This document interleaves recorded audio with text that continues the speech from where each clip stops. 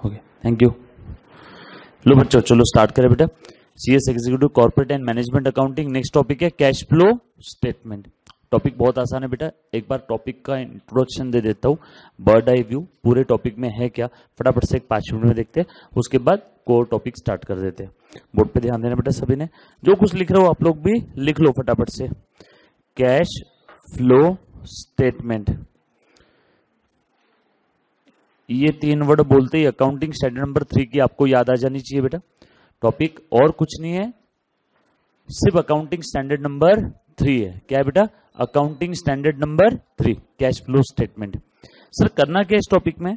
कुछ नहीं बेटा, इस कैश फ्लो स्टेटमेंट ने बिजनेस में जितनी भी कैश एंड कैश इक्विवेलेंट से रिलेटेड एक्टिविटी है। बच्चों मैंने क्या बोला?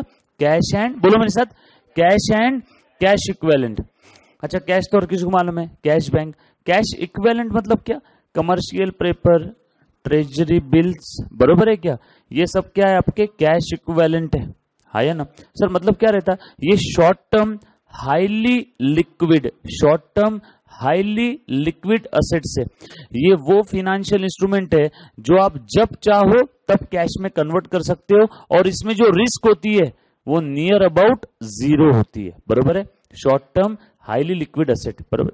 तो उन्हें भी हम लोग कैश इक्विवेलेंट यानी कैश के बराबरी का ही ट्रीट करते हैं। समझ में आ रहा बेटा? सो आपके बिजनेस में जितनी भी कैश और कैश इक्विवेलेंट रिलेटेड एक्टिविटी है, बार फिर से बोल रहा हूं बेटा, cash and cash equivalent related activity है, उन सारी एक्टिविटी को हम लोग यहाँ पे 3 टाइप में, 3 कैटेगरी में क्लासिफाई कर रहे हैं। सर क्यों कर रहे हैं अभी बता दो बेटा। पहली एक्टिविटी रहेगी ऑपरेटिंग, दूसरी रहेगी आपकी इन्वेस्टमेंट और इन्वेस्टिंग एक्टिविटी, और तीसरी रहेगी बेटा आपकी फाइनेंस एक्टिविटी। तीसरी कौन सी रहेगी? Finance activity. मतलब मैंने क्या किया, बिजनेस के सारी एक्टिविटी को ऑपरेटिंग, इन्वेस्टमेंट और फाइनेंस एक्टिविटी, मतलब आपके बिजनेस में जितने भी cash bank, cash equivalent related transaction है, उन सारे ट्रांजैक्शन को ये 3 एक्टिविटी में क्लासिफाई कर दिया। क्योंकि देखो, आप वैसे भी सभी लोग कैश बैंक अकाउंट तो बनाते ही हो, मतलब यहाँ पे ये कैश बैंक अकाउंट बना लिया, तो इसमें भी सारी कैश बैंक रिलेटेड एक्टिविटी और कैश बैंक और कैश इक्विवेलेंट रिलेटेड एक्टिविटी तो हम लोग अकाउंट बना के तो कवर करते ही है, लेकिन इसमें सब मिक्स है। मतलब इसमें ऑपरेटिंग भी है, इन्वेस्टमेंट भी है और फाइनेंस एक्टिविटी भी है, तीनों भी है। तो खिचड़ी हो गई, हमें समझ नहीं आ रहा है कि बिजनेस में कौन से एक्टिविटी की वजह से कितना पैसा आ रहा है। मतलब ये जो आप कैश बैंक अकाउंट बनाते हो ना, इसमें ऑपरेटिंग, इन्वेस्टमेंट और फाइनेंस सारी एक्टिविटी से रिलेटेड कैश बैंक का इनफ्लो आउटफ्लो दिख रहा है, बरोबर है? क्योंकि बच्चा सोचेगा कि सर कैश फ्लो स्टेटमेंट के अंदर में हम लोग कैश बैंक और कैश इक्विवेलेंट रिलेटेड एक्टिविटी का ही तो हिसाब किताब रख रहे हैं, तो फिर कैश बैंक अकाउंट की जरूरत क्या थी? ये तो बना ही रहे। तो बता दो बेटा, कैश बैंक अकाउंट आपने जो बनाया उसमें जो भी एक्टिविटी है, सारी एक्टिविटी रिलेटेड कैश बैंक का जो भी इनफ्लो आउटफ्लो है वो सब एक ही अकाउंट में दिख रहा है। मिक्सचर हो गया है, खिचड़ी हो गई है। तो ये कैश बैंक अकाउंट देखते ही कोई एंटरप्राइज के कैश परफॉर्मेंस के बारे में ठीक से बात नहीं कर सकता। अगर आपके सामने सिर्फ कैश बैंक अकाउंट है, मैं कौन से परफॉर्मेंस की बात कर रहा हूं? Cash performance, cash performance, short term liquidity, ये मुझे समझ में नहीं आएगी। यहां पे सिर्फ इतना समझ में आ जाएगा कितना कैश आया, कितना कैश गया। और अगर आपको ये जानना है कि कौन से एक्टिविटी की वजह से कितना कैश आया, तो आपको डिटेल में एक आइटम को देख करके पढ़ना पड़ेगा, फिर से आगे और एनालिसिस करना। तो ऐसा समझो, कैश बैंक अकाउंट की जो आइटम है उन्हीं का एनालिसिस हम लोग कर रहे हैं बेटा कैश फ्लो स्टेटमेंट में, और उसके साथ साथ कैश इक्विवेलेंट भी मैंने इसमें ऐड कर दिया। मतलब बिजनेस में जितनी भी कैश और कैश इक्विवेलेंट एक्टिविटी है, सारी एक्टिविटी को मैंने क्या किया? क्लासिफाई कर दिया। सर इससे क्या हो जाएगा? क्लासिफाई करने से मुझे समझ में आ जाएगा बिजनेस के जो ऑपरेशंस है उससे कितना कैश आ रहा है, बिजनेस के जो ऑपरेशंस है उससे कितना कैश जा रहा है, बिजनेस की जो इन्वेस्टमेंट एक्टिविटी है उससे कितना कैश आ रहा है, जा रहा है, और फाइनेंस एक्टिविटी से कितना कैश आ रहा है और जा रहा है। मैं लेक्चर होते ही देता हूं बेटा। सो आपको तीनों एक्टिविटी से समझ में आ जाएगा कितना कैश का इनफ्लो है, कितना आउटफ्लो है, और वो भी कैसे समझेगा? सेपरेट समझ में आ जाएगा। अच्छा, इसमें से सबसे जो मेन एक्टिविटी है, सबसे जो ज्यादा जिसका मतलब बिजनेस का परफॉर्मेंस जिसके ऊपर डिपेंड करता है, वो कौन सी एक्टिविटी है? Operating activity. मतलब अगर किसी बिजनेस का आपको कैश परफॉर्मेंस जज करना है, किसी बिजनेस का आपको cash performance, multiple choice question के लिए बता रहा हूं, किसी बिजनेस का अगर कैश परफॉर्मेंस जज करना है तो आपने कौन सी एक्टिविटी देखना है? Operating activity, investment finance activity नहीं। अगर किसी बिजनेस के ऑपरेशंस, किसी बिजनेस की प्रिंसिपल रेवेन्यू जनरेटिंग एक्टिविटी कौन सी है, अगर ऐसा पूछा है, शब्दों की तरफ ध्यान देना, प्रिंसिपल रेवेन्यू जनरेटिंग एक्टिविटी मतलब कौन सी है? ऑपरेटिंग। किराना दुकान वाले का मेन सोर्स ऑफ इनकम क्या है? किराना दुकान का माल बेचना या प्रॉपर्टी खरीदना बेचना? किराना दुकान का माल खरीदना बेचना, वो उसका मेन सोर्स है, मेन परफॉर्मेंस है, ऑपरेशंस है। सो किसी बिजनेस का कैश परफॉर्मेंस अगर आपको जानना है तो ऑपरेटिंग एक्टिविटी आपने देखना जरूरी है। कैश बैंक अकाउंट आप देखोगे तो उससे समझ में नहीं आएगा, क्योंकि कैश बैंक में तो आपको ऑपरेटिंग, इन्वेस्टमेंट और फाइनेंस तीनों एक्टिविटी से रिलेटेड कैश बैंक का प्लस माइनस सब एक साथ खिचड़ी होके, मिक्सर होके, यानी भेल, मुरमुरे, चटनी, शेंगदाना, खरमुरा सब एक साथ आ गया, नहीं समझ में आएगा आपको। समझ में आ रहा है? तो बस हमने क्लासिफाई किया है। और दूसरा, ये हिस्टोरिक इन नेचर है, शब्दों की तरफ ध्यान देना, अगेन मल्टीपल चॉइस क्वेश्चन। ये क्या है? Historic in nature. Sir historic in nature मतलब आप लोग जानते हो, मतलब इसमें हम लोग इतिहास लिख रहे हैं, हम लोग प्रोजेक्टेड कैश फ्लो स्टेटमेंट नहीं बना रहे। जो पास्ट में हो गया बस उसी को अलग फॉर्मेट में लिख रहा हूं, मतलब यहां पे सिर्फ फॉर्मेट चेंज हो रहा है। ऑलरेडी जो ट्रांजैक्शन हो गए उन्हीं को बस मैं क्या कर रहा हूं, एक फॉर्मेट में लिख रहा हूं, हिस्टोरिक इन नेचर। सर ये अच्छी बात है या बुरी बात है? लिमिटेशन है। एक और इसका लिमिटेशन है, कैश फ्लो स्टेटमेंट ये एक पीरियोडिक स्टेटमेंट है। ऑलरेडी जो cash and cash equivalent related transaction हो चुके हैं बस उन्हीं को मैं अलग फॉर्मेट में लिख रहा हूं।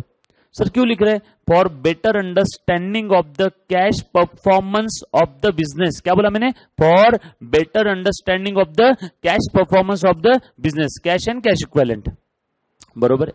हिस्टोरिक इन नेचर है, पीरियोडिक स्टेटमेंट है। सर पीरियोडिक मतलब कोई पर्टिकुलर ईयर का, कोई पर्टिकुलर पीरियड का हम लोग कैश फ्लो स्टेटमेंट बनाते हैं। समझ में आ रहा है? हाँ या ना?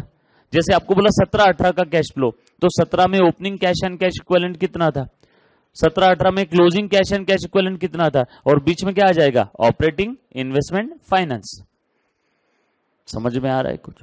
हाँ या ना? एक और इसका लिमिटेशन है, ये सिर्फ कैश आइटम को ही कंसिडर करता है, मतलब इसने आपके फंडामेंटल अकाउंटिंग अजम्पशन की मदर सिस्टर कर दी। कौन सा बोलो? अक्रूवल। अक्रूवल कॉन्सेप्ट क्या कहता है? इनकम मिलो चाहे ना मिलो, इनकम मिलो चाहे ना मिलो, उस इनकम का अकाउंटिंग करना है। मतलब उधारी वाले ट्रांजैक्शन भी आते हैं ना उसमें, लेकिन यहां पे वैसा कुछ नहीं है। यहां पे only cash and cash equivalent related transaction, मतलब ये accrual assumption, accrual concept, accrual नाम का फंडामेंटल अकाउंटिंग अजम्पशन फॉलो नहीं करता। Very important MCQ. Cash flow statement accrual ये फंडामेंटल अकाउंटिंग अजम्पशन फॉलो नहीं करता। क्यों? क्योंकि वो कैश फ्लो स्टेटमेंट है, और अक्रूवल में कैश और क्रेडिट दोनों आते हैं। कैश फ्लो स्टेटमेंट में only related to cash and cash equivalent. समझ में आया बेटा बात सभी को? सिंपल है, लॉजिकल है, मतलब ये अक्रूवल फॉलो नहीं कर रहा है। ये सब इसके लिमिटेशंस है। और एक लिमिटेशन है इसका, बताओ क्या? ये सिर्फ कैश आइटम को कंसीडर करता है, ये नॉन कैश आइटम को कंसीडर नहीं कर रहा है। कोई मुझे एग्जांपल दे पाएगा क्या? नॉन कैश आइटम कौन से है बेटा? नॉन कैश आइटम कौन से? लिखते जाओ साइड में, जो भी मैं बोलूं ना, अभी तक जो भी 5-6 एमसीक्यू डिस्कस हुए बेटा सब लिख लो। नॉन कैश आइटम को कंसीडर नहीं करता है। कोई मुझे बताएगा नॉन कैश ट्रांजेक्शन्स कौन कौन से? हाँ, आउटस्टैंडिंग इनकम, और कोई नॉन कैश ट्रांजैक्शन? अच्छा देखो जरा, मैं आपसे एक सवाल पूछ रहा हूं बच्चों, प्लीज ध्यान देना। ए बच्चों, अच्छा सवाल पूछने से पहले एक बार बता देता हूं, ऑपरेटिंग एक्टिविटी में क्या आएगा, इन्वेस्टमेंट में क्या आएगा, फाइनेंस में क्या आएगा, फिर फटाफट से सभी ने जवाब देना। एकदम नए सवाल है, कोरे कोरे, ओवन फ्रेश, अभी अभी आए बेटा सारे। देखो अच्छे से ध्यान देना। ऑपरेटिंग में आपका क्या आ जाएगा? Principal revenue generating activities. लिख लो फटाफट से, प्रिंसिपल रेवेन्यू जनरेटिंग एक्टिविटीज। ये सब कहां पे आ जाएगा? Operating activity. और क्या आएगा इसमें बोलो? एंड और कौन सी एक्टिविटी? एक्टिविटीज जो कि इन्वेस्टमेंट एंड फाइनेंस नेचर की नहीं है, and the activities other than investment and finance, यानी रेसिडुअल एक्टिविटी। देखो बच्चों, हम लोग कैश फ्लो स्टेटमेंट में क्या कर रहे हैं बेटा, बिजनेस की सारी cash and cash equivalent activities को 3 कैटेगरी में क्लासिफाई कर रहे हैं। बिजनेस की सारी cash and cash equivalent activity को क्या कर रहे हैं, 3 कैटेगरी में क्लासिफाई कर रहे हैं। ऑपरेटिंग, इन्वेस्टमेंट, सब लोग बोलो बेटा, ऑपरेटिंग, इन्वेस्टमेंट और finance.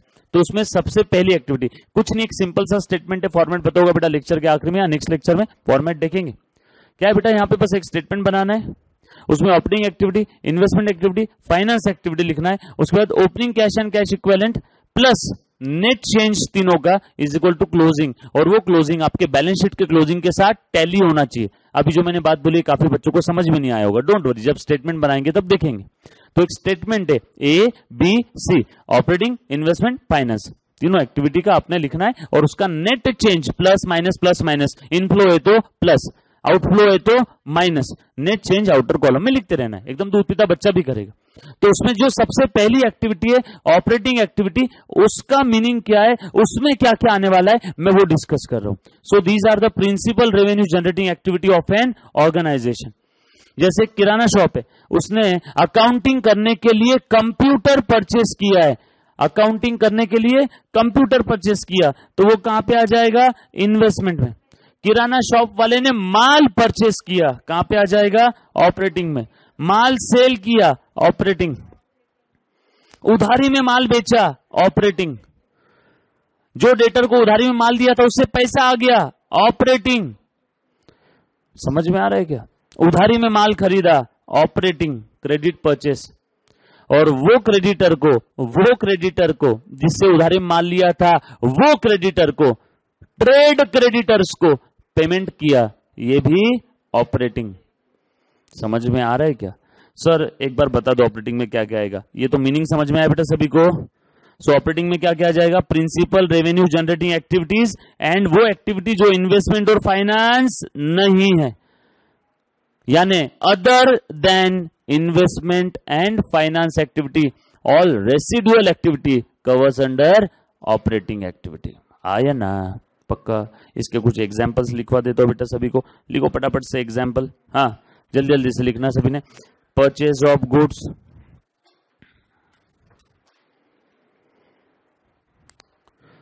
Sales of goods, cash received from trade debtors, cash paid to trade creditors. समझ में आ रहा है क्या, सैलरी पे किया, प्रिंटिंग स्टेशनरी चार्जेस पे किया, बरोबर है। सैलरी देना बाकी है, बोलो कहां पे कौन सी एक्टिविटी में आएगा बेटा, गलत आएगा ही नहीं कैश फ्लो स्टेटमेंट में। सैलरी देना बाकी, बाकी का अर्थ होता है पेबल। पेबल मतलब नॉन कैश आइटम है, अरे पेबल मतलब दिया नहीं, उसमें कैश और कैश इक्विवेलेंट आया ही नहीं। और अभी तो थोड़ी देर पहले मैंने आपको बताया था कि कैश फ्लो स्टेटमेंट की एक सबसे बड़ी दुविधा क्या है कि cash flow statement non cash item को कंसीडर नहीं करता है। उधारी वाले ट्रांजैक्शन इसमें नहीं आते। आप सुने नहीं पूरा, सैलरी पेएबल आएगा ही नहीं कैश फ्लो स्टेटमेंट में। समझ में आ रहा है बेटा सभी को, सैलरी पेड आएगा, सैलरी पेड आएगा, सैलरी पेएबल कैश फ्लो में आएगा ही नहीं। क्यों? क्योंकि वो नॉन कैश आइटम है, देना बाकी है। जहां पे कैश और कैश इक्विवेलेंट का ऑन ईदर साइड इनफ्लो या आउटफ्लो इनफ्लो आउटफ्लो रहा है, वो ही आइटम कैश फ्लो स्टेटमेंट में आते हैं। मतलब कैश फ्लो स्टेटमेंट आपका अक्रूवल कौन से फॉलो नहीं करता है, यहां पे सिर्फ कैश और कैश इक्विवेलेंट रिलेटेड आइटम का ही आपने प्लस माइनस देखना है। सो salary paid operating activity, any expense paid operating activity, general administration expenses paid operating, any expense payable कुछ भी नहीं, कैश फ्लो स्टेटमेंट में आएगा ही नहीं, क्योंकि लिमिटेशन है इसकी, ये नॉन कैश आइटम को कंसिडर नहीं करता है। क्लियर है बेटा सभी को? डोंट वरी, आगे बहुत सारे एग्जांपल आएंगे बेटा। उसके बाद इन्वेस्टमेंट एक्टिविटी में क्या आ जाएगा बेटा, एक्टिविटी जिसकी वजह से असेट्स में कुछ तो प्लस माइनस हो रहा है, मतलब असेट रिलेटेड एक्टिविटी, असेट खरीदा इन्वेस्टमेंट एक्टिविटी, असेट सेल किया इन्वेस्टमेंट एक्टिविटी। शॉर्टकट में लिख लो, पूरा डिटेल में लिखना है, सारी चीजें नोट्स में दी है बेटा, सारी चीजें नोट्स में दी है, सब लिखते बैठेंगे तो शाम यही हो जाएगी। समझ में आ रहा है क्या? सिर्फ शॉर्टकट में लिखना है एग्जाम के समय रिवाइज करने के लिए। बोलो बेटा फिर यहाँ पे कौन कौन सी एक्टिविटी आ जाएगी इन्वेस्टमेंट में? अपने कंपनी ने, ऑर्गेनाइजेशन ने, एंटरप्राइज ने कंप्यूटर परचेस किया है, किराना शॉप वाले ने कंप्यूटर परचेस किया अकाउंटिंग करने के लिए, इन्वेस्टमेंट एक्टिविटी। कंप्यूटर सेल किया, investment activity cash inflow. Computer purchase किया, investment activity cash outflow. Outflow के लिए क्या लिखोगे? माइनस। सेल किया असेट, इन्वेस्टमेंट सेल किया प्लस। किराना शॉप वाले ने रिलायंस कंपनी के शेयर परचेस किए और हम लोग उसका, उस एंटरप्राइज का कैश फ्लो स्टेटमेंट बना रहे थे। डोंट वरी, प्रोप्राइटरी फॉर्म नहीं है किराना शॉप, यहाँ पे कंपनी है डीमार्ट, बहुत बड़ा किराना ही तो है ये भी। समझ में आ रहा है क्या? यहाँ पे इन्होंने क्या किया, दूसरे किसी कंपनी के शेयर्स परचेस किए। कौन सी एक्टिविटी है बेटा? शेयर्स परचेस किए। Investment activity, investment in the shares of other enterprise, other company, हाँ है ना, शेयर सेल कर दिए, इन्वेस्टमेंट। अच्छा, जो मैं पूछ रहा हूँ सोच समझ के जवाब देना, ठीक है?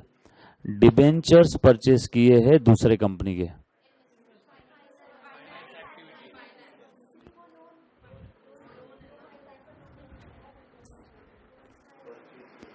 देखो थोड़ा सा आपको अगर चेहरा ऐसा माथे पे शिकंज लाके पूछ लिया तो फट से चेंज हो जाते हो। ये भी इन्वेस्टमेंट है, मैंने डिबेंचर परचेस किए, मेरा लोन थोड़ी है, मैंने लोन दिया है कंपनी को, I am the debenture holder.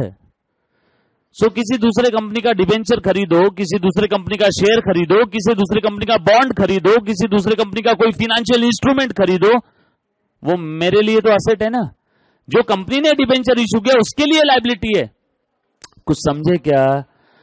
Debentures purchase investment activity, shares purchase of some other company investment activity, debenture sell कर दिया इन्वेस्टमेंट एक्टिविटी इनफ्लो। थोड़ा समझो, इंस्टीट्यूट जानबूझ के ऐसे वर्डिंग यूज करेगी, आपका आंसर फट से चेंज हो जाएगा, तो चेंज नहीं होना चाहिए। बोलो बेटा किसका? असेट का डिप्रिसिएशन। एक मिनट को आप जवाब दो, असेट का डिप्रिसिएशन हुआ 10,000 से, बोलो कौन सी एक्टिविटी में आएगा?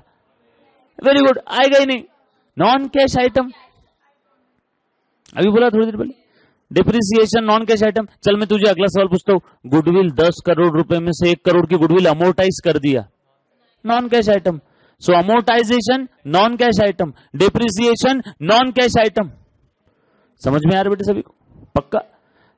अरे हाँ है ना, non cash item cash flow statement में नहीं आते, और इसका नाम ही क्या है? Cash flow statement. कैश का फ्लो हो रहा है तो ही यहाँ पे आएगा, नहीं तो यहाँ पे नहीं आएगा। सर ये तो गलत बात है।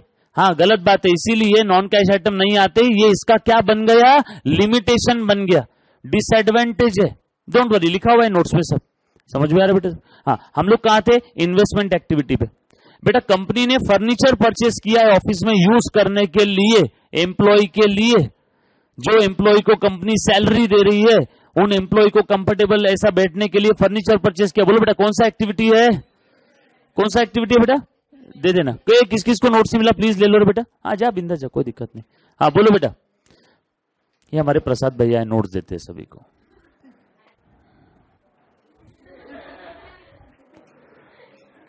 हाँ बेटा, वो फर्नीचर खरीदा एम्प्लॉय को बैठने के लिए, जिसको कंपनी सैलरी देती है ना, वो एम्प्लॉय के लिए कंपनी ने फर्नीचर परचेस किया। बोलो बेटा कौन सा एक्टिविटी रहेगा? Investment activity. अब जान पूछ के यहाँ पे इंस्टीट्यूट सैलरी वर्ड यूज करेगी, एम्प्लॉय सैलरी बोला तो बच्चे को लगता है ऑपरेटिंग है क्या? नो, यहाँ पे मेन एक्टिविटी क्या है बेटा? यहाँ पे फर्नीचर परचेस किया है, तो कौन सा रहेगा? Investment activity. कौन सा एक्टिविटी रहेगा? इन्वेस्टमेंट। अच्छा देखो, वो फर्नीचर परचेस किया। अच्छा देखो, एक नया एग्जांपल दे रहा हूं। कंपनी ने क्या किया? प्लांट एंड मशीनरी परचेस किया 10 करोड़ रुपए का मशीनरी परचेस, और कंपनी ने अपने शेयर्स इशू किए हैं। सोच समझ के जवाब देना। शेयर्स इशू किए हैं, मशीनरी परचेस कर लिया, शेयर्स भी इशू कर दिए। कितनी कितनी एक्टिविटी में क्लासिफाई होगा? कंपनी ने मशीन परचेस किया और बदले में क्या दिए? शेयर्स इशू किए। कंपनी के लायबिलिटी साइड में दिख रहे हैं शेयर्स। बोलो कौन कौन से एक्टिविटी में क्लासिफाई होगा बेटा?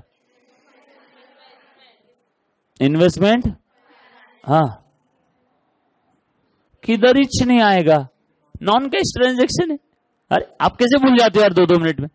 अरे नॉन कैश ट्रांजेक्शन है ना, इसमें कैश एंड कैश इक्विवेलेंट में क्या चेंज हुआ बताओ?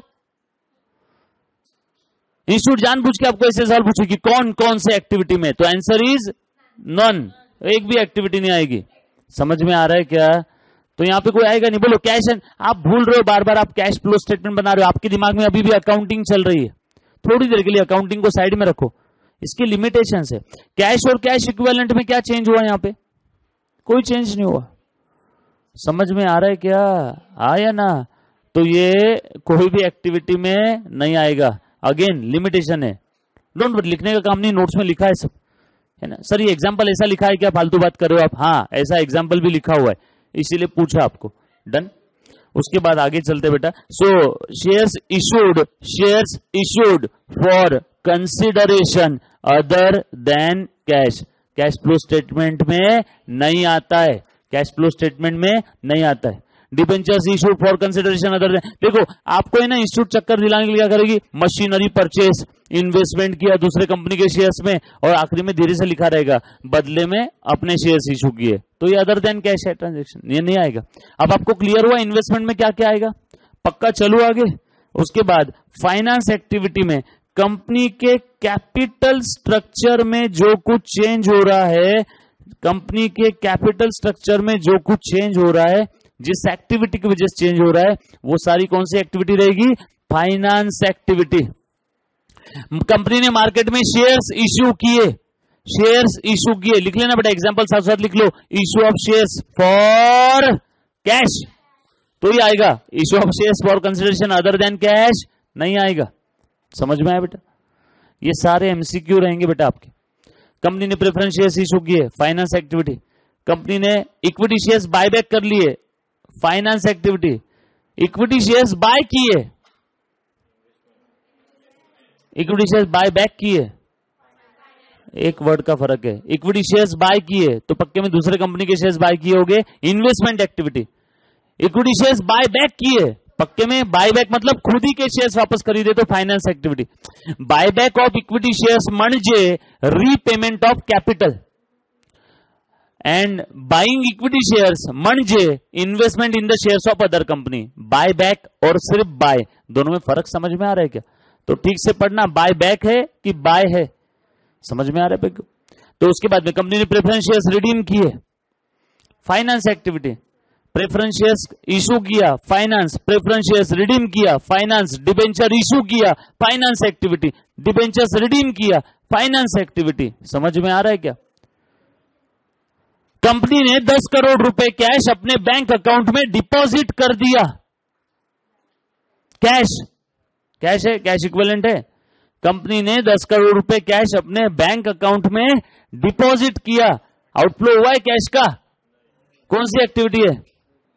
अरे कैसे बच्चे रे, मैं मतलब हंस दिया तो कोई एक्टिविटी नहीं क्या? आप जज कर रहे हो, जजमेंटल नहीं बनना है, दिमाग लगाओ बेटा। हाँ बोलो। कंपनी ने कैश डिपॉजिट किया है अपने बैंक अकाउंट में, कौन सी एक्टिविटी है? ऑपरेटिंग, इन्वेस्टमेंट, फाइनेंस, कि नन ऑफ द अबव? क्यों? वेरी गुड बेटा। अपने ही एक पॉकेट से अपने ही दूसरे पॉकेट में पैसा रखा, ये कोई एक्टिविटी थोड़ी है। कैश भी कंपनी का था, बैंक अकाउंट भी कंपनी का था। समझ में आ रहा है क्या? हाँ या ना? कंपनी ने क्या किया? देखो अगला सवाल। सो कंपनी ने अपने बैंक अकाउंट में कैश डिपॉजिट किया, कैश फ्लो स्टेटमेंट में नहीं आएगा। अपने एक पॉकेट से दूसरे पॉकेट में डाल रहे हो ना आप, बाहर थोड़ी जा रहा कहीं। तो कंपनी ने बैंक से पैसा विड्रॉल किया, ये भी कहीं पे नहीं आएगा। पैसा विड्रॉल करके कैश ही आया बिजनेस में, ये भी कैश फ्लो स्टेटमेंट में नहीं आएगा। अरे बाबा, कैश फ्लो स्टेटमेंट में क्या आता है? कैश एंड कैश इक्विवेलेंट में आपस में जो इंटरचेंज हो रहा है वो कैश फ्लो स्टेटमेंट में नहीं आता है। कंपनी की ही कैश, कंपनी के ही कैश इक्विवेलेंट, कंपनी की कैश, कंपनी का ही बैंक, आपस में जो हो रहा है ना वो कैश फ्लो स्टेटमेंट में नहीं आएगा। समझ में आ रहा है क्या? हाँ या ना? इससे कोई आपके कैश फ्लोस पे कोई फर्क नहीं पड़ रहा है, क्योंकि कैश फ्लो स्टेटमेंट में हम लोग कैश एंड कैश इक्विवेलेंट दोनों देखते हैं। सर ले लो ना, आएगा ना? चलो ठीक है, लो 10 करोड़ कैश कम हो गई, कैश 10 करोड़ से बैंक बढ़ गया, क्योंकि हम लोग यहां पे कैश, बैंक, कैश इक्विवेलेंट सब देख रहे हैं, तो अल्टीमेट इफेक्ट 0। एक सवाल और पूछ रहा हूं, कैश और कैश इक्विवेलेंट के बीच में जो भी एक्सचेंज हो रहा है वो सारी एक्टिविटी कैश फ्लो स्टेटमेंट में कवर नहीं होती। लॉजिक, अपने ही एक पॉकेट से अपने ही दूसरे पॉकेट में, अपने जेब से अपने पॉकेट वॉलेट के अंदर में, वॉलेट से जेब में वॉलेट के अंदर में बाहर के खन में से पैसा निकाल के अंदर के जेब में रख रहे हैं, बोलो कोई एक्टिविटी रहेगी क्या है? नो। तो ये कैश फ्लो स्टेटमेंट में नहीं आएगा, दिया हुआ है नोट्स में दिया है, पढ़ना है बेटा आपने।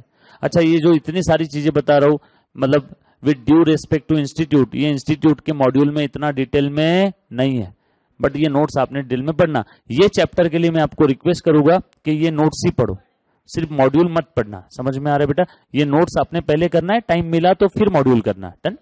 चलो बेटा आगे। सो ऑपरेटिंग इन्वेस्टमेंट फाइनेंस एक्टिविटी का आपको मतलब समझ में आया सभी को? कैश फ्लो स्टेटमेंट में करना क्या है, बस आपके बिजनेस की सारी एक्टिविटी को 3 पार्ट में डिवाइड कर देना है। अच्छा देखो तो जरा, एक कैश फ्लो स्टेटमेंट का रफ फॉर्मेट बता रहा हूं, एग्जैक्ट फॉर्मेट नहीं बता रहा हूं, रफ फॉर्मेट सिर्फ समझने के लिए। पहले रफ समझ में आ गया तो फिर डिटेल डिटेल डिटेल धीरे धीरे जाएंगे तो 2 पेज का फॉर्मेट बनाएंगे। पहले 2 पेज को 4 लाइन में बताता हूं है क्या, तो आपके दिमाग में बर्ड आई व्यू आ जाएगा। देखो अच्छे से ध्यान देना, ये S serial number, particular amount, inner column outer column, ठीक है? सिर्फ देखो बोर्ड पे ध्यान दो बस, ये इनर कॉलम, ये outer column, cash flow statement, ये जो भी पीरियड का है वो पीरियड के लिए, ठीक है? सर ये फॉर्मेट फिक्स है क्या? हाँ। कहां दिया है? अकाउंटिंग स्टैंडर्ड नंबर 3 में। सर इस फॉर्मेट में छेड़खानी कर सकते हैं क्या? ना, ज्यादा नहीं, हल्का सा, सब्जी में नमक के बराबर। देखो ध्यान देना, सबसे पहले यहां पे लिख लेता हूं cash flow from operating activity, सब यहां पे आ जाएगा। कैश आई तो प्लस, गई तो माइनस, बरोबर है क्या? आउटर कॉलम में नेट आ जाएगा ऑपरेटिंग एक्टिविटी का।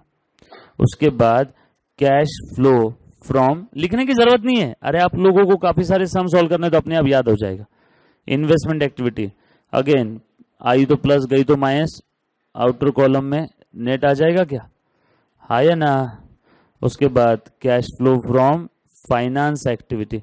सर सीक्वेंस ये रखना है? हाँ, सीक्वेंस चेंज नहीं करना है अपने, अकाउंटिंग स्टैंडर्ड नंबर 3 ने यही सीक्वेंस प्रिस्क्राइब किया है, तो आप चेंज नहीं करोगे सीक्वेंस को। एग्जाम में अगर करेक्ट सीक्वेंस का एमसीक्यू आया, पहले क्या आता है? Finance investment operating, wrong, operating investment finance, correct.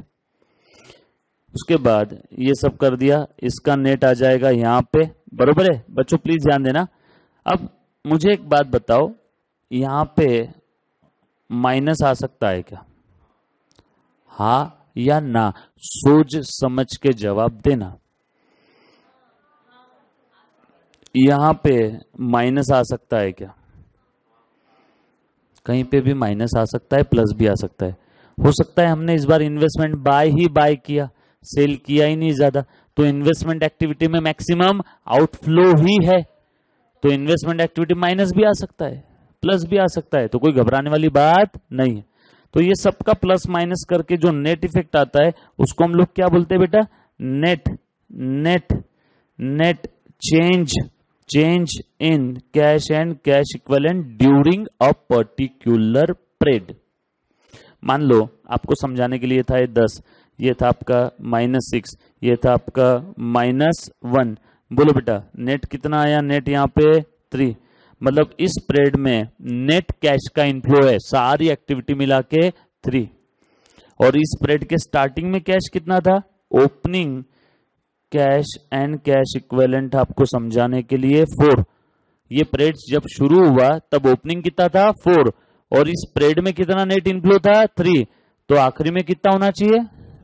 हाँ, तो ये जो है ना आपका 7, ये क्या रहेगा? Closing cash and cash equivalent 7।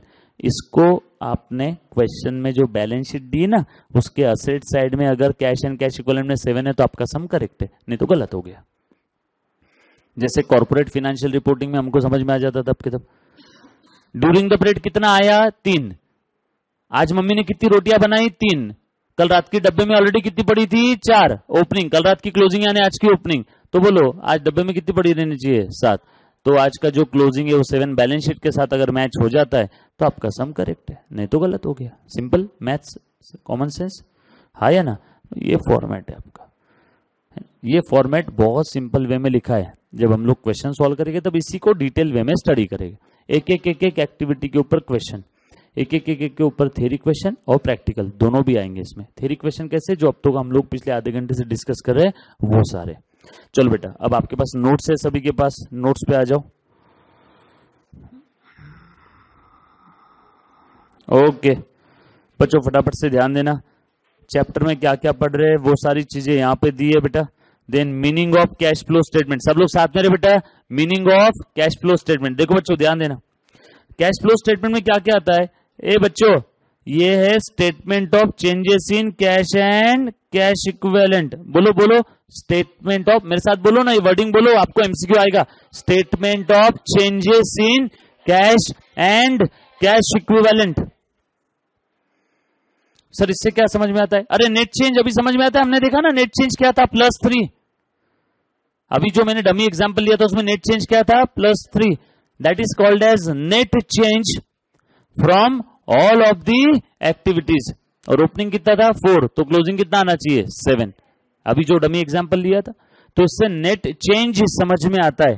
ठीक है, आगे, इट शोज ऑपरेटिंग, बोलो ना, इन्वेस्टमेंट और फाइनेंस एक्टिविटी से नेट कैश फ्लो कितना हुआ। नेट वर्ड को अंडरलाइन करना। सर नेट क्यों, इनफ्लो आउटफ्लो का net figure. So net cash flow from operating, net cash flow from investment, net cash flow from finance activity समझ में आता है, हाँ या ना। और उसके बाद लास्ट में उस net change in cash and cash equivalent भी समझ में आता है। सर ये नेट चेंज क्या है, अरे कुछ नहीं रे, ऊपर के तीनों एक्टिविटी का नेट इफेक्ट। समझ में आ रहा है क्या? और ये ही 2 इसके ऑब्जेक्टिव है, ऑब्जेक्टिव नंबर 1 और ऑब्जेक्टिव नंबर 2। नहीं ना सर, 4 ऑब्जेक्टिव कर दिया तो चलेगा क्या? चलेगा। मैंने क्या बोल दिया, ऊपर के तीनों को एक साथ, net change in cash and cash equivalent from operating, investment and finance, from operating, investment and finance. इसको एक ही पॉइंट बना दिया, पहला ऑब्जेक्टिव। और दूसरा ऑब्जेक्टिव नेट चेंज भी समझ में आ जाएगा, नेट चेंज समझ में आएगा ड्यूरिंग द पीरियड, और कुछ नहीं है। सर ये 2 नहीं, एक ही ऑब्जेक्टिव है, चलेगा, एक ही ऑब्जेक्टिव बोल दो, 4 बोलो, 2 बोलो, एक ऑब्जेक्टिव बोलो, कोई फर्क नहीं पड़ता। सर अल्टीमेटली कहना क्या चाहते हो, इससे हमें यह समझ में आएगा कि net change in the cash and cash equivalent during a particular period due to operating, investment and finance activity. Sir net change तो कैश और बैंक अकाउंट से भी समझ में आ जाता है। Cash account opening balance debit side में, कैश का क्लोजिंग बैलेंस क्रेडिट साइड में, और बीच में जो कुछ दिख रहा है वो सब नेट चेंज है। हाँ, उससे भी समझ में आता है, लेकिन वो खिचड़ी है, उससे आपको ऑपरेटिंग, इन्वेस्टमेंट, फाइनेंस समझ में नहीं आएगा। इससे आपको समझ में आएगा कोई एंटरप्राइज का परफॉर्मेंस कैसा है। जैसे देखो बेटा, मेरे पास 10 करोड़ रुपए कैश पड़ा है, लेकिन जब मैंने कैश फ्लो स्टेटमेंट बनाया तब समझा ऑपरेटिंग एक्टिविटी से 0 कैश फ्लो है, और फाइनेंस एक्टिविटी से बैंक से लोन लिया था, बैंक से लोन लिया, लोन लेना ये फाइनेंस एक्टिविटी है, शेयर्स इशू करना फाइनेंस एक्टिविटी है, फिर से मार्क माय वर्ड, लोन लिया है, long term loan, finance activity. So मेरे पास 10 करोड़ कैश है, सुनने में बहुत अच्छा लग रहा है, लेकिन जब मैंने कैश फ्लो स्टेटमेंट बनाया तब मुझे समझा कि ये फाइनेंस एक्टिविटी की वजह से आया है। कंपनी ने डिबेंचर इशू किए, बैंक से लोन लिया, फिर 10 करोड़ का कैश आया। कोई मतलब वाली बात है क्या? लोन छे, सेल नहीं है। अगर ऑपरेटिंग रिसीट होती तो मजे वाली बात थी, पार्टी करते, लेकिन लोन लेके जो रिसीट आए वो कोई मतलब वाली बात नहीं। सो आपको एक्चुअल परफॉर्मेंस समझ में आएगा क्या, जो कि कैश बैंक अकाउंट से समझ में आएगा, लेकिन आपको डिटेल में एक एक आइटम को देखना पड़ेगा, छानबीन करनी पड़ेगी। यहाँ पे आपको रेडीमेड मिल जाएगा क्लासिफाई करके, हाँ या ना, ये इसका फायदा है। ये सब इसके क्या है, एडवांटेजेस है। सर एडवांटेज क्या है? आपको प्रॉपर क्लासिफिकेशन मिल जाएगा। सर क्लासिफिकेशन से क्या कर लोगे? कंपैरिजन कर लेंगे, किसका? हमारा ही 2 पीरियड का या सेम पीरियड का 2 अलग अलग एंटिटी का। सो कंपैरिजन करने में आसानी हो गई, क्लासिफिकेशन हो गया। इवैल्यूएट कर पाओगे आपका कैश परफॉर्मेंस, आपका कैश परफॉर्मेंस कैसा है इवैल्यूएट कर पाओगे। अगर फ्यूचर में आपको कोई कैपिटल बजटिंग रिलेटेड डिसीजन लेना है, फाइनेंशियल मैनेजमेंट पढ़ा बेटा सभी ने, कैपिटल बजटिंग रिलेटेड डिसीजन आएगा एफएम में, या कैपिटल स्ट्रक्चर रिलेटेड डिसीजन लेना है, या डिविडेंड पॉलिसी रिलेटेड डिसीजन लेना है, डिविडेंड देना है नहीं देना, तो उसके लिए क्या लगती है दोस्तों? कैश। और कैश की पोजीशन कौन बताएगा? Exact position, cash flow statement. हजारों फायदे, समझ में आ रहा है क्या? फायदे भी हम लोग देखेंगे, फटाफट से ध्यान देना। Cash flow statement not a substitute, पर इतना करने के बाद में भी ज्यादा खुश होने की जरूरत नहीं है। Not substitute for income statement. Reason चाहिए मुझे एक वर्ड में। कैश फ्लो स्टेटमेंट बना लिया, इसका मतलब ये नहीं कि आपको इनकम स्टेटमेंट यानी ट्रेडिंग पीएनएल बनाने की जरूरत नहीं है। क्या रीजन है बेटा इसके पीछे? वेरी गुड बेटा, इसमें सिर्फ कैश आइटम कवर हो रहा है, नॉन कैश आइटम इसने कंसिडर ही नहीं किया। और इनकम एक्सपेंस में कैश नॉन कैश यानी अक्रूवल कॉन्सेप्ट फॉलो करता है, दोनों भी आइटम आएंगे। उसके बाद आगे not a substitute for balance sheet और पोजिशनल स्टेटमेंट। आगे cash flow statement is historic in nature, historic in nature, जो हो गया इतिहास उसी को लिख रहे अलग फॉर्मेट में, कोई बहुत बड़ा तीर नहीं मार रहे, बट फिर भी जरूरी है for better understanding of the financial cash performance of the business. चलो आगे, ऑब्जेक्टिव ऑलरेडी हमने देख लिया। देखो बेटा वही ऑपरेटिंग, इन्वेस्टमेंट, फाइनेंस 1 2 3 और ये 4th। ऊपर हमने जो 4 पॉइंट देखे बेटा वही है 4 पॉइंट, यही ऑब्जेक्टिव है। उसके बाद यूजेस और एडवांटेजेस। सबसे पहला एडवांटेज बेटा, इसमें एमसीक्यू आपको ऐसा आएगा, which of the following option is an advantage, which of the following option is not an advantage of cash flow statement. फटाफट से देख लो। It facilitate to ascertain, ascertain का अर्थ होता है पता लगाना, टू असर्टन मतलब to find out, to know पता लगाना, ठीक है। To find out the net cash flow, वो तो मालूम ही था इसीलिए तो हम लोग कर रहे। To evaluate the cash financial performance, cash performance evaluate कर पाएगी कैसे, मतलब कंपनी की कैश परफॉर्मेंस, कंपनी की औकात related to cash and cash equivalent, कहां से समझ में आएगा, इससे। और टोटल औकात कहां से समझ में आती है, बैलेंस शीट से। Cash performance cash flow statement से। एडवांटेज है बेटा। सर इससे कैसे समझ में आएगा, देखो बेटा कंपनी ने मेन ऑपरेशन से कितना पैसा कमाया, इन्वेस्टमेंट सेल करके या इन्वेस्टमेंट खरीद के कितना पैसा आया गया, फाइनेंस से कितना आया गया, ये सारी चीजें कहां समझ में आएगी, इसी से। तो उसी से हम लोग जज करेंगे इस बार डिविडेंड देना है नहीं देना है, इन्वेस्टमेंट नहीं खरीदना है नहीं खरीदना है, एक्सपेंशन करना है नहीं करना है। मतलब मैनेजमेंट को जो शॉर्ट टर्म डिसीजंस लेना है। सर आपने शॉर्ट टर्म वर्ड यूज किया, हाँ मैंने long term decision word use नहीं किया। कैश है तो आप शॉर्ट टर्म डिसीजन कैश के भरोसे ले सकते हो, लॉन्ग टर्म डिसीजन जब भी आप लेते हो तो आपको कैश फ्लो स्टेटमेंट नहीं देखना है, आपको अब सुनना शब्द फंड फ्लो स्टेटमेंट देखना है। फिर से बोलो, लॉन्ग टर्म डिसीजन मेकिंग के लिए फंड फ्लो स्टेटमेंट देखते हैं। सर क्या होता है fund flow statement, don't worry, next lecture में फंड फ्लो स्टेटमेंट की बात करूंगा, आज फंड फ्लो स्टेटमेंट की बात नहीं करूंगा, नहीं तो आप दोनों भी कंफ्यूज हो जाओगे, समझ में दोनों में। सो लॉन्ग टर्म डिसीजन के लिए कौन सा स्टेटमेंट देखते हैं, fund flow. Short term decision देखना है तो कौन सा देखेगा, कैश फ्लो। सर रीजन ऐसा क्यों, मुझे एक बात बताओ। देखो बेटा ध्यान देना, आपको अभी यहां से लेक्चर में ब्रेक होने के बाद में आपको नीचे चाय पीने के लिए जाना है, तो मुझे एक बात बताओ, आप जेब में हाथ डालते हो सबसे पहले या ये सोचते हो मैं फ्यूचर में सीएस बनने के बाद पैसा कमाऊंगा फिर चाय पीने जाऊंगा, पहले जेब में हाथ डालते हो। मतलब आप कैश पोजीशन देखते हो, फ्यूचर की पोजीशन नहीं देखते हो। अगर चाय पीने नीचे जाना है कितना लगता है चाय के लिए, 25 रुपए, सॉरी 5 रुपए, समझ में आ रहा है, चाय के लिए कितना लगेगा 5 रुपए, समझ में आ रहा है। तो आप शॉर्ट टर्म डिसीजन के लिए क्या देखते हो, कैश फ्लो स्टेटमेंट। और लॉन्ग टर्म डिसीजन, फ्यूचर में मुझे बंगलो लेना है तो उसके लिए आप जेब में हाथ नहीं डालते हो, उसके लिए आप सोचते हो कि फ्यूचर में मैं कितना कमाने वाला हूं।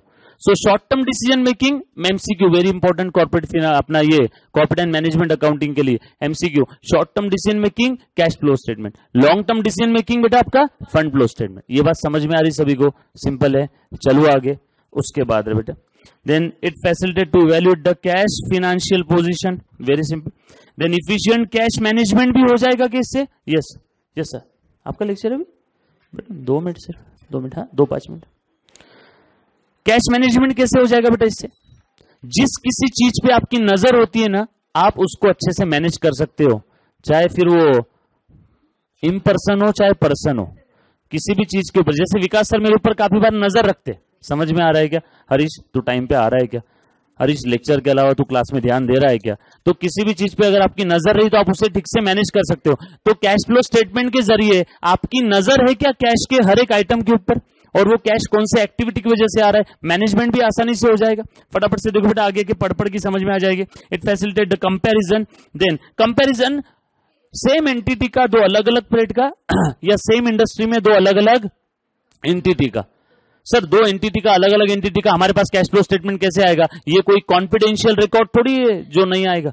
फिनेंशियल स्टेटमेंट का ही पार्ट है, तो ये हमारे पास आ सकता है। समझ में आ रहा है बेटा सभी को? गूगल जाकर भी आप कर लो। हाँ, कॉस्टिंग रिकॉर्ड, जब हम लोग कॉस्टिंग पढ़ेंगे तब बताऊंगा कॉस्टिंग रिकॉर्ड ये कॉन्फिडेंशियल है। जैसे रतन टाटा साहब ने नैनो कार के लिए कितनी कॉस्टिंग, कौन कौन से पार्ट के लिए क्या क्या है, उसका कॉस्ट शीट वो किसी के हाथ में नहीं आएगा, वो कॉन्फिडेंशियल रिकॉर्ड है। इतनी सस्ती कैसे बनी गाड़ी, लेकिन फिनेंशियल स्टेटमेंट आपको गूगल पे भी मिल जाएगी। तो यहां पे हम लोग दो एंटिटी का या सेम एंटिटी का अलग अलग पीरियड का परफॉर्मेंस कंपैरिजन करने के लिए कैश फ्लो स्टेटमेंट की भी मदद ले सकते हैं। कौन सा परफॉर्मेंस? Cash financial performance. फटाफट से ध्यान देना, कैपिटल बजटिंग डिसीजन में भी आपको काम आएगा। जब आप एफएम पढ़ोगे तब वहां पे फिर से आएगा बेटा। Capital structure related decision again जब एफएम पढ़ोगे तो फिर से आएगा। Capital structure related decision, dividend देना नहीं देना, शेयर्स इशू करना नहीं करना, बाय बैक करना नहीं करना, रिडीम करना नहीं करना, है ना, बैंक से लोन लेना नहीं लेना, एंड प्लानिंग में भी हेल्प हो जाएगी। And answer to some important question, ये सारे क्वेश्चन आपके पापा वाले क्वेश्चन है। कौन से क्वेश्चन है? पापा वाले, है ना। जैसे विकास सर के पापा विकास सर को पूछते, धंधा कर रहा है, प्रॉफिट आ रहा है, पैसा किधर है? देखो पहला सवाल वही है, देखो बेटा, why cash has been decrease, Vicky तेरी कैश किधर जा रही है? Though there is a net income, net income होने के बावजूद भी कैश किधर जा रही है? ऐसे कौन से खर्चे है तेरे जो इनकम तो है लेकिन कैश नहीं दिख रही है? समझ में आ रहा है क्या? और मेरे पापा मुझे पूछते, बेटा कैश कहां से आ रही है, तेरा तो नेट इनकम भी नहीं है, लॉस चल रहा है, तो ऐसा क्या कर रहा है तू कि कैश आ रही है तेरे पास? तो सारे पापा वाले क्वेश्चन है बेटा इसके अंदर में। तो ये सारे सवालों के जवाब कौन देगा? Cash flow statement. कौन देगा बेटा? Cash flow statement. फटाफट से एक एक सेकंड में देख लो, यानी कि यहाँ पे how it was possible to distribute dividend, dividend देना है तो कैसे देंगे? मैनेजमेंट सवाल पूछेगी तो अकाउंटेंट या जो भी फाइनेंस मैनेजर रहेगा वो क्या बोलेगा? रुको सर कैश फ्लो स्टेटमेंट देख के बताता हूँ। डिविडेंड कहां से देंगे? कैश फ्लो स्टेटमेंट देखेगा, ये हमने देख लिया। Then what happened to the proceeds of the sale of land, land बेच दी, इतना पैसा आया, गया किधर? समझ में आ रहा है क्या? तो वो भी कौन बताएगा? Cash flow statement. अच्छा मुझे एक बात बताओ, लैंड बेच दी, पैसा आ गया और उससे हमने शेयर्स खरीदा, लैंड बेच दी, पैसा आ गया, शेयर्स खरीदा, बोलो कहां पे आएगी, कौन कौन सी एक्टिविटी में आएगा? लैंड बेच दी, पैसा आ गया, शेयर्स खरीद लिया, इन्वेस्टमेंट और सिर्फ इन्वेस्टमेंट। कुछ बच्चे सोच रहे सर ये कहीं नहीं आएगा, सुना नहीं आपने ठीक से? लैंड बेच दी, पैसा आ गया तो इन्वेस्टमेंट एक्टिविटी इनफ्लो, दूसरे कंपनी के शेयर्स खरीद लिए, इन्वेस्टमेंट एक्टिविटी आउटफ्लो। इसी को थोड़ा चेंज करके बताता हूं, लैंड बेच दी, बदले में शेयर्स मिले, आएगा ही नहीं, नॉन कैश ट्रांजैक्शन से। एक एक शब्द का गेम है पूरा, डन। उसके बाद लास्ट में बेटा, and why did the firm resort to the long term borrowing in spite of large profit, इतना प्रॉफिट होने के बावजूद भी लोगों से उधारियां ले रहा है, कोई मतलब वाली बात है क्या? उसके बाद ये सारे सवालों के जवाब, and why did the firm issue new equity shares और प्रेफरेंस शेयर्स, है ना, न्यू शेयर्स क्यों इशू करना है, and how was the retirement of the long term debt, यानी इतने लंबे लंबे लोन लेकर के रखे, उसका पेमेंट कैसा करोगे? तो उसके लिए भी हम लोग क्या देखने वाले हैं? Cash flow. बट यहाँ पे हम लोग कैश फ्लो से ज्यादा अच्छा क्या देखते हैं बेटा? Fund flow statement. डिटेल में फंड फ्लो स्टेटमेंट के बारे में नेक्स्ट लेक्चर में बात करेंगे। Thank you very much. मंडल आभारी। ले बेटा बंद कर, घर जाके पढ़ना बेटा, टॉपिक बड़ा इंटरेस्टिंग है।